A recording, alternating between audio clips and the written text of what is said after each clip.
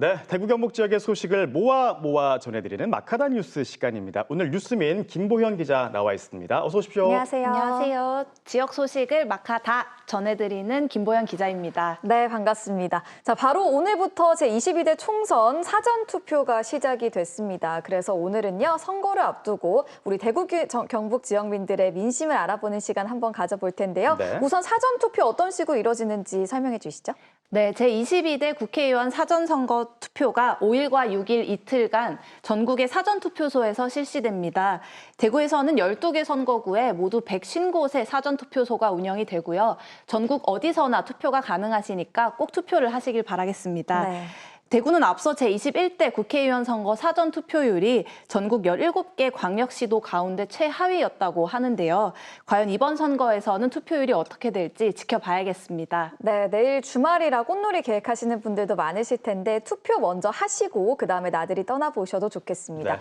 이 공약집을 확인하면서 고민이 되게 많아지더라고요. 우리 대구 경북에 계시는 시민들은 어떤 기준으로 어떤 후보자를 원하는지 저희가 직접 목소리를 듣고 왔습니다. 지금 화면으로 만나보시죠.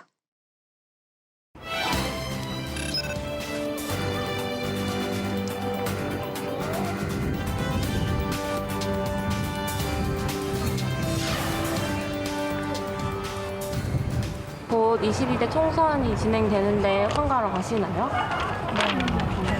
네. 선거하실 때 후보자 선택 기준이 어떻게 되실까요? 공약? 저는 사실 부모님 따라서 많이 하는 것 같아요. 부모님 혹시 정치적인 성향이 명확하신가요? 저희 집은 명확해요. 그만큼 지지를 하시는 거 보면 그게 맞다고 저는 생각이 들어서 저는 잘 모르지만 부모님이 그만큼 생각을 하시고 그 분을 고르시는 거니까 그래서 저는 그분 따라 찍을 거예요. 무효표를 던질지 아니면 그냥 하지 않을지 고민하고 있습니다. 혹시 그렇게 생각하시는 이유는? 사실 뭐 여러 후보들이 계신데 솔직하게 말하면 그분들이 누군지도 사실 잘 모르겠고 어떤 공약을 가지고 계신지도 찾아보지 않는 이상 잘 모를 거라고 생각하거든요. 그래가지고 무효표를 던질지 뭐 굳이 시간을 내서 가야 될지 고민하고 있습니다.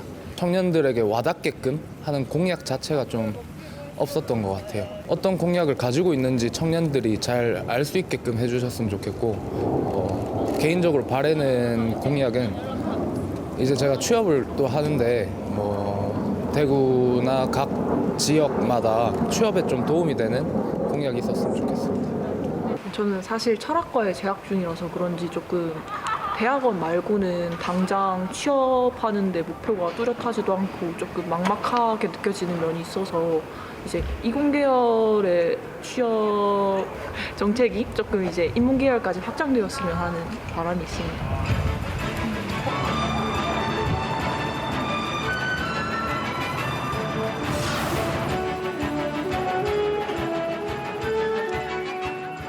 선거하러 가시나요? 네, 가야죠. 혹시 후보를 선택하신 기준이 어떻게 되실까요? 일단 전반적으로 저는 이제 자영업자니까 자영업자들에게 조금 더 도움을 줄 수 있는 후보들을 지지하려고 생각 중입니다. 요즘 뭐 아무래도 주말이어도 코로나 이전보다는 그렇게 사람이 많지 않는 느낌입니다. 매출이나 근데 매출도 한 뭐 20에서 30% 정도 감소된 느낌입니다. 빈 가게가 너무 많이 나와 있고 또 투자한 만큼 권리금도 찾기가 없어지고 그 상가 활성화를 위해서 대구 백화점이 지금 아무것도 뭐 계획은 잘 모르겠으나 지금 빈 상태로 되어 있어가지고 정신가가 많이 죽었기 때문에 젊은 사람들이 얼른 이제 그게 자꾸 줄어들어요. 상가가 너무 노후화가 돼가지고 그거는 어느 정도 조금 지원을 해주시든지 그래서 정리를 좀 해주셨으면 좋겠습니다. 제가 그걸 봤거든요. 동대구역 KTX역이 전국에서 이제 서울역 빼고 제외해서 제 이용객이 제일 많은 1등이라고 봤거든요. 제가 기사를. 근데 그런 거를 더 활용을 해서 관광특구가 된다면은 유입이 된다면 여기 주변 상가들도 되게 좋을 거고 아주 여기 경제가 더 괜찮지 않을까요? 여러 방면으로 정말 동성로가 달라지고 볼거리가 풍성해졌다 이런 느낌을 가질 수 있도록 중점적인 어떤 체계적이고 획기적인 그런 정책 수립이 필요한 것 같습니다.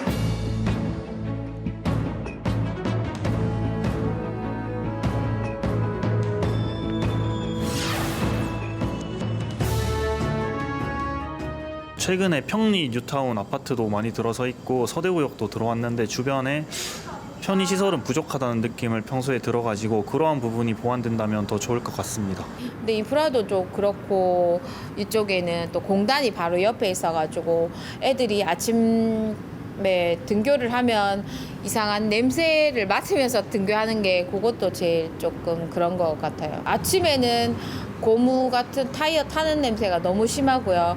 저녁을 먹고 아이들 데리고 뭐 공원에 내려와서 조금 놀고 싶은데 그때 내려오면은 옛날 화장실 냄새 아시나요?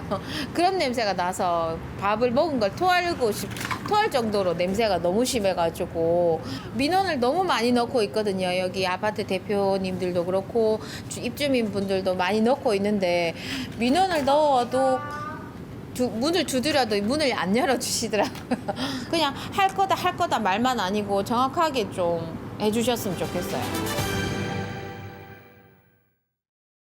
네, 대구 시민들의 다양한 목소리를 들어봤습니다. 일단 20대 청년의 경우에는 사회로 나가기 전에 많은 고민이 있을 시기인데 정작 청년들은 어떤 후보자들이 어떤 공약을 내놓는지 잘 모르고 있는 것 같고요. 네. 무엇보다 청년들이 와닿는 공약을 내놓지 않는다 이런 의견들이 많아서 좀 안타까운 생각이 들었습니다.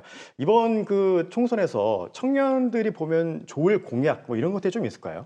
네, 요 인터뷰를 들었던 경산 같은 경우는 대학 도시라 불릴 정도로 대학들이 밀집해 있는 동네입니다. 네. 경산의 후보자들을 좀 살펴보니 4명의 후보자가 출사표를 던졌는데요. 네. 그중에서도 청년 관련 정책을 좀 살펴봤습니다. 국민의힘 조지현 후보는 기업 유치를 통해서 일자리를 늘리겠다는 공약을 냈고요. 녹색정의당의 엄정혜 후보는 임금 격차를 해소하겠다는 공약을 냈습니다. 네. 진보당의 남수정 후보 같은 경우는 청년수당 공약을, 그리고 무소속 최경환 후보는 글로컬 대학을 유치하겠다는 공약을 냈는데요. 이렇게 경산은 대학이 밀집해 있다 보니 다른 중소도시보다 젊은 청장년 인구가 비교적 많은 곳입니다. 과연 2030 청년들의 민심이 어디를 향할지 지켜봐야겠습니다. 네. 그리고 저는 또 이제 이런 정책들이 이공계 학생들을 중심으로 이루어지고 있다는 철학과 학생들의 그런 고민도 좀 와닿았는데 다양한 청년 정책들이 필요할 것 같아요. 네, 그렇습니다. 그리고 동성로 상인들은 건물 노후화 문제와 그리고 동성로를 예전처럼 다시 발전시키고 싶다는 바람을 내비쳤고요. 그리고 간절한 바람을 내부시신 분도 계셨어요. 대구 서구의 평리 뉴타운 이제 악취 문제가 심각하다고 그렇죠. 이런 말씀을 하셨는데 이 문제는 얼른 해결이 좀 돼야 될 것 같아요. 네, 이 서구 평리 뉴타운 지역은 작년부터 입주를 했는데요. 작년 한 해 동안 악취 관련 민원이 무려 78배 증가했다는 소식 전해드렸습니다. 네. 이 악취의 근원은 인근 염색산업단지 노후화로 인한 이 하수의 악취로 밝혀졌는데 이에 따라서 환경부와 대구시는 염색산단을 오는 2030년까지 이전시키겠다는 계획을 발표한 상황입니다. 네. 하지만 아무래도 주민들은 정부와 지자체가 이전 시기를 약속했지만 아직까지 실행이 꽤 많은 시간이 남아있다 보니까 불안해하고 있는 상황이고요. 네. 따라서 이 문제를 좀 힘있게 이끌어갈 후보자를 찾고 있는 상황입니다. 그렇군요. 내가 살고 있는 지역의 현안을 또 우선적으로 해결하는 게 바로 국회의원들의 역할이잖아요. 이번에 당선되시는 분들 지역 현안에 귀 기울여 주시면 좋겠습니다. 자, 대구 지역의 목소리 들어봤고 이번에는 경북 지역으로 가보겠습니다. 경북 지역도 물론 여러 가지 현안이 있겠지만 어떤 현안들이 좀 있을까요? 네, 경북은 아무래도 농어민이 관련된 이슈가 참 많았는데요. 네. 지난해 처음으로 경북 청송, 봉화, 의성 지역이 농작물 냉해 피해 특별 재난 지역으로 선정되기도 했습니다. 네. 또 작년 7월에는 예천에서 집중 폭우로 인한 산사태도 있었죠. 동해에는 고수온으로 양식장 물고기가 집단 폐사하는 일도 있었습니다. 네. 또 동해에는 후쿠시마 원전 오염수 방류 이슈가 생기면서 이 어민들과 수산시장 상인들이 큰 타격을 입은 지역이기도 한데요. 따라서 동해안 지역들은 수산물 안전 대책을 시급하게 요구하고 있습니다. 네, 이렇게 정리해서 들으니까 경북 지역에 정말 많은 이슈들이 있었습니다. 과연 경북 지역민들은 어떤 공약과 정책을 내보인 후보들을 원하는지 저희가 또 목소리를 듣고 왔습니다. 함께 만나보시죠.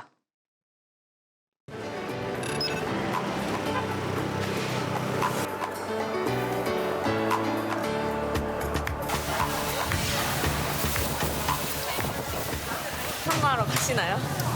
가긴 가야 되는데 누굴 찍을지 모르겠네요. 왜 모르세요? 그건 나만이 비밀이지. 포항에서 제일 해결돼야 될 문제는 뭐라고?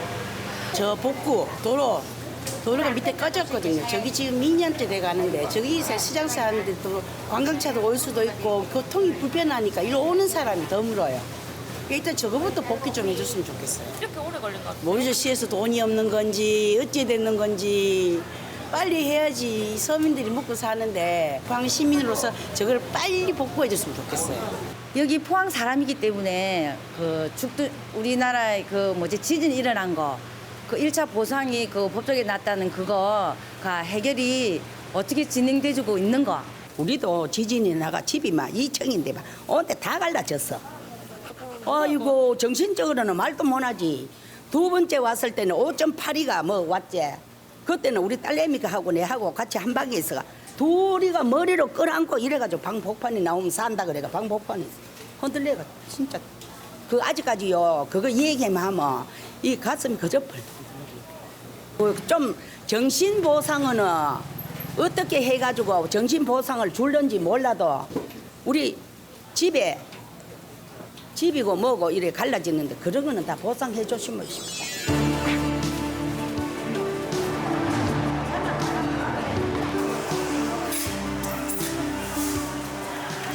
도로목 자체가 아예 씨가 말랐어요.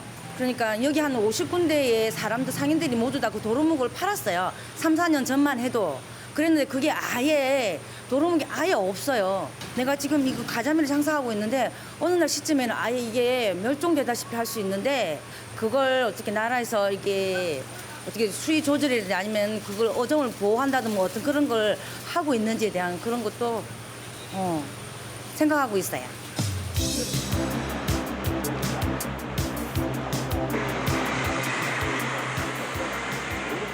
의성 주민 800여 명이 세종시 국토교통부 청사 앞에 모였습니다. 최근 국토교통부 실무진이 대구 경북 신공항 복수터미널 건립에 대해 부정적인 발언을 잇따라 내놓은 것을 항의하기 위한 겁니다. 약속 지켜라! 지켜라! 지켜라!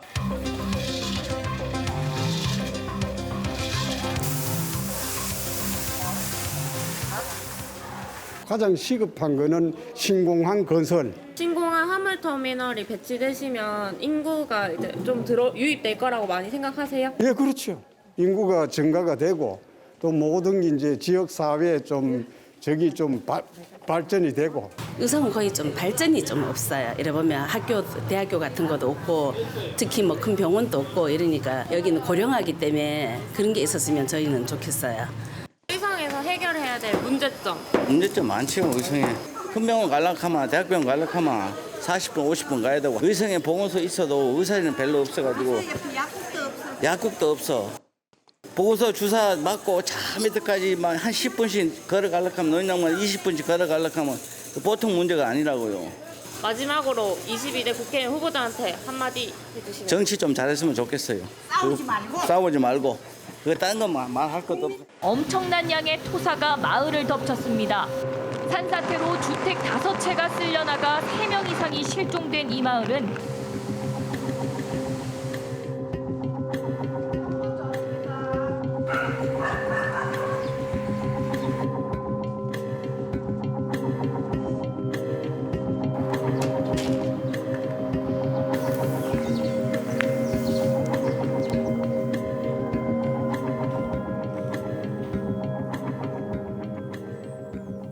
작년 집중호우 때문에 생각하기도 싫어요. 임시주택 사시는 좀 불편하다고 생각해요? 하고 다 불편하죠. 사는 건 우선 참 저기 뭐로 이래 거주 한 대가 있다는 그거지. 저 살던 집 한 대 되면 겨울에는 얼어갖고 애 먹었어. 이번 겨울에? 예, 몇 번 얼어갖고. 아 근데 빨리 복구는 됐으면 좋겠어요. 그게 제일 급하죠 지금. 나는 여 임시주택에 사니까 그게. 피해 규모가 워낙 크다 보니까 그 이주 단지가 조성이 되면 그리 이사 가는 걸로 새로 집을 짓고 이사 가는 걸로 그렇게 계획을 잡았습니다. 그런데 지금 이제 그 이주 단지를 조성하는데 행정 절차가 최소한의 시간이 필요한 것 같더라고요. 동시다발로 좀 해달라 이렇게 요구를 한번 했었는데 순서가 있기 때문에 순서에 의해서 해야 된다. 그런 얘기를 하더라고요. 그래서 그런 게 조금 아쉽긴 합니다. 예, 집중호우 끝에 찾아온 이 살인적인 폭염으로 농가들도 걱정이 이만저만이 아닙니다. 사과 열매 곳곳 멍든 것처럼 검은 반점이 생겼고 표면은 움푹 파였습니다. 최근 기습적인 집중호우에 30도를 웃도는 폭염까지 겹쳤기 때문입니다.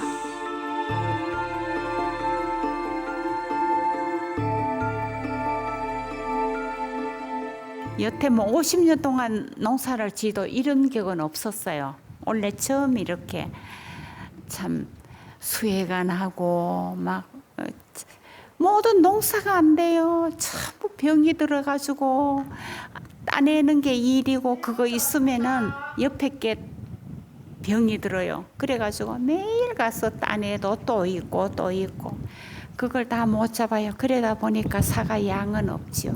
이상 기후에서 탄저병이나 갈반병이나 이런 병들이 일반적으로 우리가 방지할 수 없는 예상하지 못했던 그런 일들이 지금 계속 벌어지고 있기 때문에 앞으로도 그건 계속 벌어질 것이고 더군다나 또 농업재해보험이 또 이 병과 관련된 보험은 없어요. 그래서 그 부분도 보험에 적용을 한다든가 그런 부분이 고민을 좀 충분히 해줘야 된다 그렇게 생각합니다. 이번에 이제 그 국회의원 선거도 있잖아요. 그래서 어느 분이 당선되실지 당선되시는 분이 벌방리 같이 이렇게 피해가 많은 지역을 잊지 마시고 뭐 행정적이나 아니면 국회에서 많은 도움을 줬으면 좋겠습니다.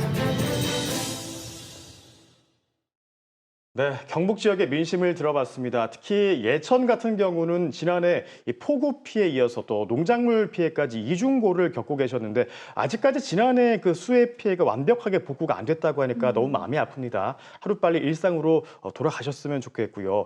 우리 김보연 기자도 이번에 총선 민심을 취재하기 위해서 경북 지역을 직접 다녀왔다고 들었습니다. 네, 이 선거를 앞두고 사과값이 굉장히 화제잖아요. 네. 그래서 우리나라에서 손에 꼽히는 사과 주산지인 청송을 다녀왔습니다. 네. 이 청송에서 만난 농민들은 실제로 평년 대비 30에서 40% 가까이 이 사과 생산이 줄었다고 입을 모았습니다. 지난해 사과 농사가 어려웠던 이유로 다들 기후 변화를 꼽았는데요. 이 겨울이 가고 봄이 올 때 안정적으로 꽃을 피워야 하는데 작년에 봄이 빨리 오면서 꽃이 죽는 경우가 많았다고 하고요. 네. 또 여름엔 비가 많이 내리면서 탄저병이나 과수 화상병 같은 병에도 특히 많았다고 합니다. 네, 그렇습니다. 이번에 그 사과 가격 폭등 사태를 겪으면서 이 기후 위기가 더 이상 남의 일이 아니다라고 느끼시는 우리 시민분들도 참 많이 계실 것 같습니다. 그렇다면 이 기후 위기와 관련해서 이번 그 국회의원 선거에서 공약을 좀 낸 후보들이 있습니까? 네, 대체로 후보자들이 탄소 중립이나 기후변화를 강조하긴 했으나요. 세세하게 보면 일자리나 산업 측면에서 접근하고 있는 특징도 있었습니다. 이 기후위기 대응보다 SOC 같은 산업 발전과 개발 측면에서 접근을 하고 있었는데 예를 들면 탄소 중립 도시로 지정을 한다 하고 동시에 파크골프장을 추가 조성하겠다 이런 공약을 같이 내는 겁니다. 이 후보자들 공약을 보면 대체로 지역 특성을 살린 기후위기 대응 공약이 보이지 않아서 아쉽기도 했습니다. 네, 사실 기후 위기 그리고 이상기후 이야기는 많이 하지만 이게 저와 생계로 연결되어 있는 문제가 아니다 보니까 피부로 확 와닿지는 않는 것 같은데요. 반면에 농민분들은 이제 실제로 농작물의 수확량이 줄어들고 또 병충해 등을 눈으로 직접 보면서 실제로 이런 이상기후를 많이들 체감하실 것 같아요. 어떠신가요? 네, 제가 만났던 농민분들은 적게는 20년부터 많게는 40년도 이렇게 넘게 농사를 지어 오셨는데 특히 최근 5년 사이에 이런 기후변화로 인한 농업 활동의 위기가 좀 많았다고 하시더라고요. 이미 농민들 사이에서는 이렇게 기후변화가 일상적으로 체감이 되고 있는데 정치권에서는 변화가 빨리 오는 것 같지 않아서 답답하다는 이야기도 많았습니다. 또 선거와 관련해서도 이 기후위기 대응 공약을 내는 후보자를 우선적으로 뽑겠다 이렇게 얘기하는 기후 유권자도 많이 만날 수 있었습니다. 그런데 이런 특성을 살린 공약들이 많이 없다는 게 아쉽다고 생각이 듭니다. 다음으로 의성으로 한번 가보면요. 네. 의성 같은 경우에는 아무래도 신공항 관련 민심들을 많이 들을 수 있었습니다. 최근에는 화물터미널 관련 이슈까지 겹치면서 의성 주민들의 민심이 들끓었는데 이거 관련해서는 어떻게 지금 현황이 어떻습니까? 네, 앞에 영상에서도 보셨듯이 지난 2일에 세종시 국토부 청사 앞에서 대구 경북 신공항 화물터미널 설치와 관련해 의성 군민들이 집회를 열었습니다. 이 화물터미널의 위치를 처음엔 의성으로 선정을 했으나 국토교통부 용역 초안에는 군위군으로 나타나면서 이 의성 군민들이 항의 방문을 한 건데요. 이 의성 군민들은 소음만 오는 공항을 받을 이유가 없다며 격렬하게 항의를 하고 있습니다. 이 아무래도 의성군 내에선 지금 가장 큰 현안이 이 이슈이다 보니까 이 이슈를 적극적으로 해결해 줄 수 있는 후보자를 원한다, 이런 목소리가 많이 나왔습니다. 그렇습니다. 지역 현안에 따라서 지역 민심이 향하는 곳도 달라지는 것 같은데요. 우리 김보영 기자 이번 국회의원 선거 취재하면서 혹시 좀 아쉽다는 부분도 있을까요? 네, 저는 특히 아쉬웠던 부분이 이 대구 경북 지역구 후보 중에 여성 후보가 좀 적다는 부분인데요. 이 대구의 여성 후보자 비율은 8.8%에 그쳤고요. 경북은 이보다는 조금 많은 20% 정도였습니다. 이 거대 양당인 더불어민주당과 국민의힘이 대구 경북에서 낸 여성 후보는 5명 정도인데요. 이 대구 경북 여성단체 연합에서도 총선 공약에서도 여성이나 성평등 관련 의제를 찾아보기 어렵다며 논평을 냈습니다. 또 여성이 겪는 차별적이고 안전하지 않은 사회에 대한 공약보다도 이 저출생, 자녀 양육, 돌봄 문제에 좀 집중하는 경향이 있다, 이런 비판도 같이 했습니다. 네, 정말 많은 정책과 공약들이 쏟아지고 있는 가운데 누구 하나 소외받지 않도록 정말 꼼꼼하고 다양한 정책들이 필요할 것 같다는 생각이 듭니다.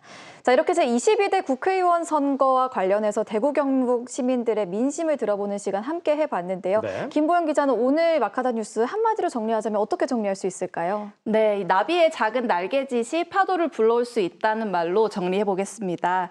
오늘 사전투표가 시작된 만큼 대구 경북의 후보자들 공약을 중심으로 뉴스 전해드렸는데요. 저는 투표를 할 때마다 설레는 마음이 들더라고요. 여러분도 나에게 주어진 한 표를 행사하고 따뜻한 봄날 보내시기 바랍니다.